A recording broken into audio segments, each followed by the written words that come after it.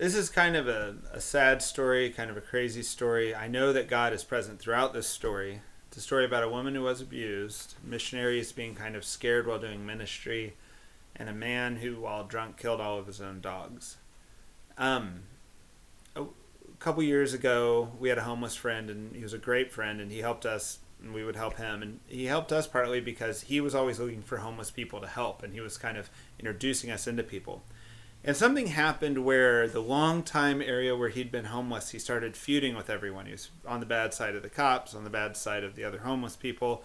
And so he started to leave. And in the city, there's different pockets of homelessness in different areas, and they have different kind of characters. Like some are rougher than others, and just different situations that the homeless live in. And this is the true outdoors sleeping homeless population I'm talking about, not going into shelters. And he started like bouncing around the city, and it was very interesting because I'd go visit him wherever he was going, and it was like a new situation every time. And it was like, wow, here's a whole new homeless population I didn't know was hidden here in this, third of an acre of trees. There's like four tents hidden in here. And he would keep bouncing as things would happen. Police would chase off the homeless, or there'd be a big fight, or there'd be a fire or something, and he'd have to move. And he eventually ends up down by the Missouri River in a floodplain that's a couple hundred yards of trees that's protected there by the Army Corps of Engineers, where the police don't go very much because it's federal land, and the Army Corps didn't really care if people were in there. And it was this unbelievable situation. There was just this little oasis of like homeless people living in the trees there, and they built what I'd think of as permanent structures. There was an octagonal house that had a sunroof in it. There was a bicycle repair shop down there. There was another, they called it the booth, but it was a room with a wood fire stove that was made of metal and a chimney, and the octagonal house had a wood fire stove too. And they called it the booth because it was set up because they'd been told that it could be seen from the road, and they were warned that they couldn't be that visible. So they had these boards attached to it where like five homeless guys could like pick up the house and carry it down the trail and put it back down. And so it was just this like really weird place of all these homeless people. And it was very difficult for us as missionaries because they're very happy. And I say it's difficult because you're dealing with people who are homeless who don't want to go inside. They don't want to quit drinking. Alcoholism was just huge at the camp.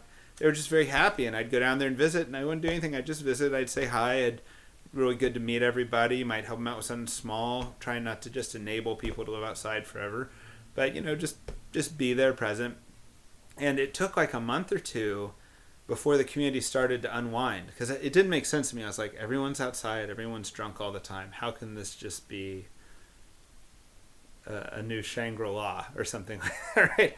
But the community started to unwind in the summer, and people started fighting with each other and getting attacked by each other, and there was a lot of turmoil. And then people really wanted out, and they wanted help, and they wanted help finding housing, and it gave us something to do. But during that time, there was a couple down there that had been together for a very long time, and the woman was getting beaten very badly. And it was public knowledge. People were talking about it throughout the camp, and no one was intervening. No one was calling the police. Partly because they didn't want to call police to homeless camp, and partly I think they were afraid of the guy who was doing the beating because he had beat a couple of the other guys in the camp up very badly when they'd shown any friendship to the woman, or too much friendship, you could say. He'd be drunk and he'd get ravingly jealous and attack somebody while they were sleeping and things. And it was a really sad situation where we'd hear stories of her getting drugged through the camp, beaten, but whenever we were there, they were kind of fine. As far as that, like we never witnessed any of it, we just heard about it. And I felt really bad about it, and I started talking to her when we could on ministry, and I'd be like, do you want to leave? Do you want out of here?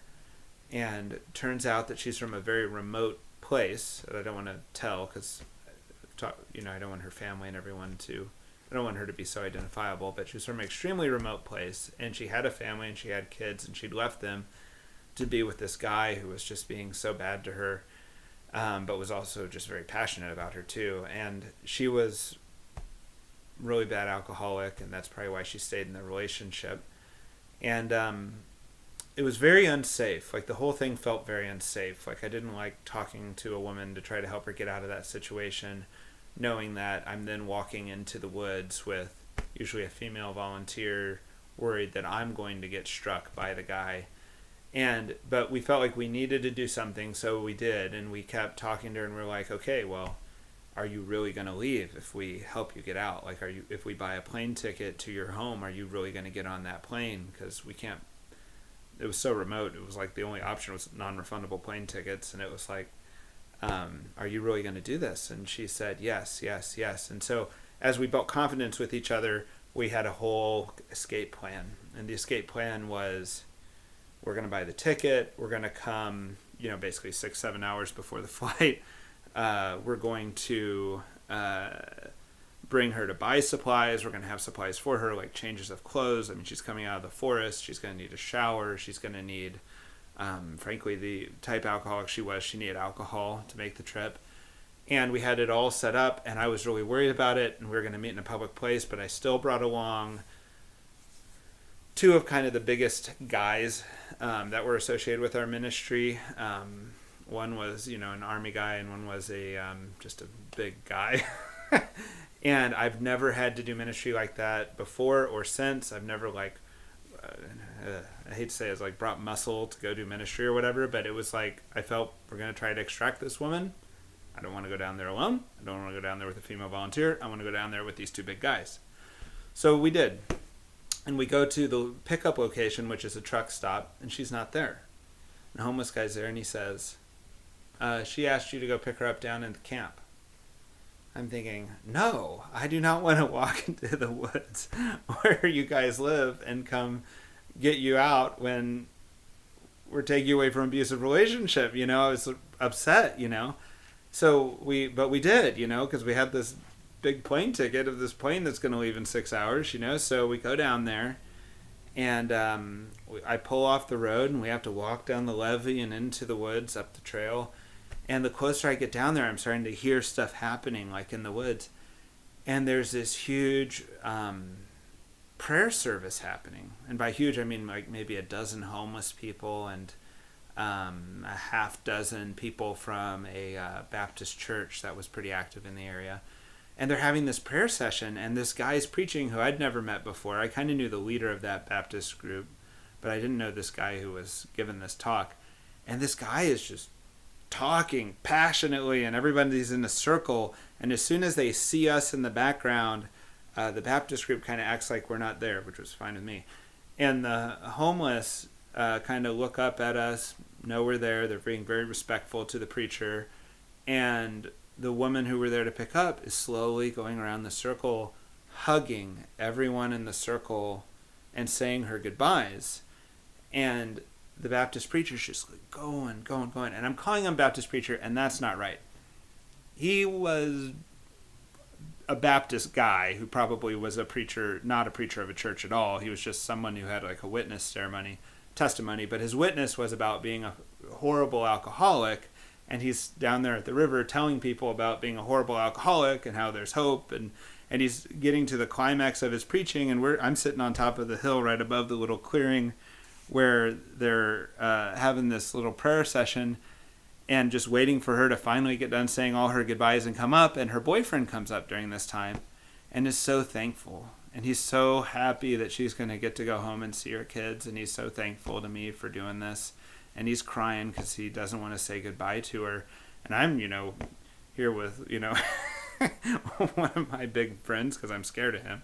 But I'm like very moved that he's so thankful, it was very beautiful for such a bad situation. It was very beautiful. And then the preacher keeps going, and she starts coming towards us, and he's talking about how one night he passed out drunk, and the next morning he gets up and he goes into his backyard, and all his dogs are dead.